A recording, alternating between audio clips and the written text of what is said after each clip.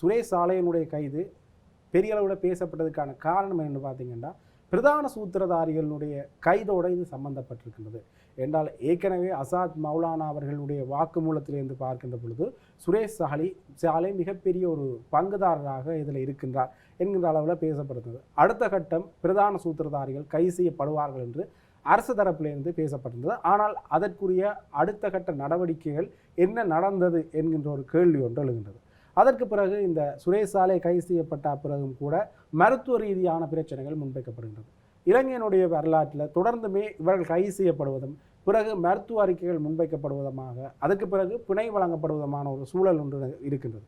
இந்த விடயம் தொடர்பாக நீங்கள் என்ன நினைக்கின்றீர்கள்?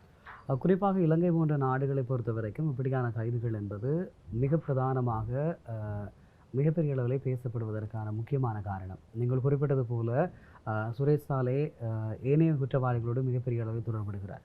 உண்மையில் சுரேஷ் சாலே இராணுவ புலனாய்வு பிரிவினுடைய ஒரு முன்னாள் பணிப்பாளர்.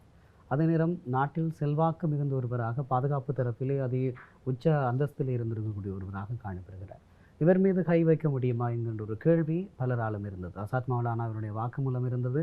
ஆனாலும் இவரை கைது செய்ய முடியுமா என்ற ஒரு கேள்வி இருந்தது. அதையும் தாண்டி அவர் கைது செய்யப்பட்டிருக்கிறார்.